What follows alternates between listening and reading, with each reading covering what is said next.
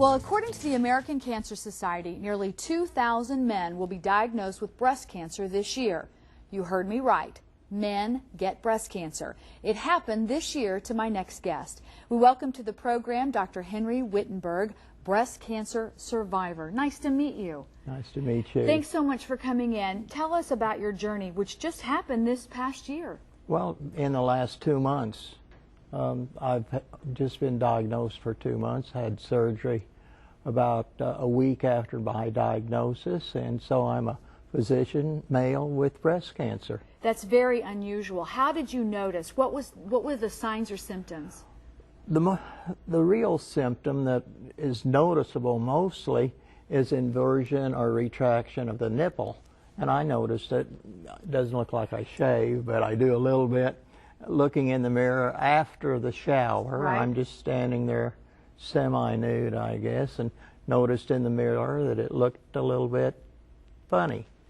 I felt around, didn't really feel much, and I've found a lot of breast cancers in ladies over my 50 years in medicine. But I think the primary presenting symptom in men is probably inversion or retraction of the nipple that you can notice.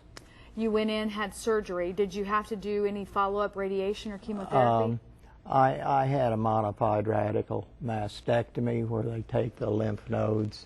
I am on adjuvant therapy taking tamoxifen, which I'm sure most of the ladies are familiar with that. 5 years, and hopefully you're fine. You know, I was saying in the beginning that 2,000 men in the country develop it. It's extremely rare, but oftentimes they've said that it can be more dangerous because a lot of times the guy doesn't realize it and it's a lot more progressed by the time they go in. Yeah, a later diagnosis because you have to have the nipple retraction.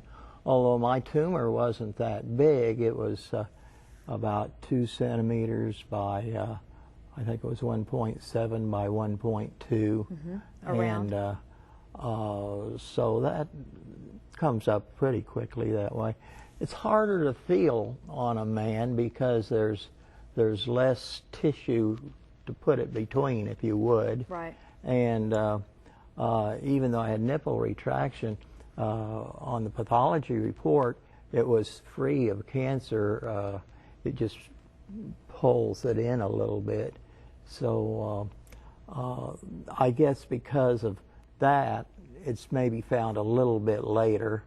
And so if it's a little bit later, time is of the essence in breast cancer. Well, I'd like to have you sit up because I want to show you that you are wearing a survivor shirt, and that is the shirt that the men wear at the Race for the Cure. And you can see down the side here it says Survivor and the Susan G. Komen logo there. And we don't have a lot of male survivors in our race, but we always have a few.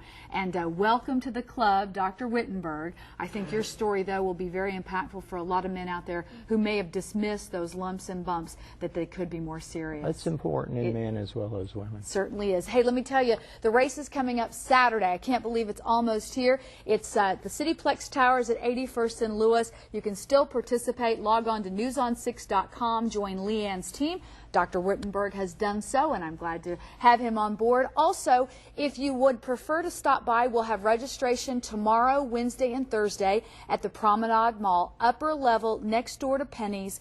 Tomorrow, 5 to 8:30, Wednesday, noon to 8:30, and Thursday, noon to 8:30. I'll be out there Wednesday midday helping with packet pickup and such, so we hope to see you out there, and I will see you on Saturday. Right. Nice to meet you.